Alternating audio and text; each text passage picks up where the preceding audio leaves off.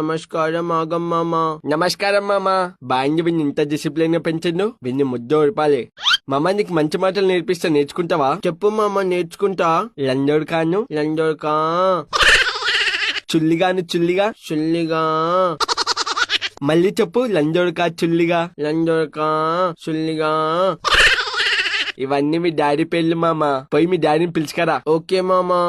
లంజోడ్కా నిన్ను పిలుస్తుండు, చుల్లిగా నిన్ను పిలుస్తుండు, జల్లిపో.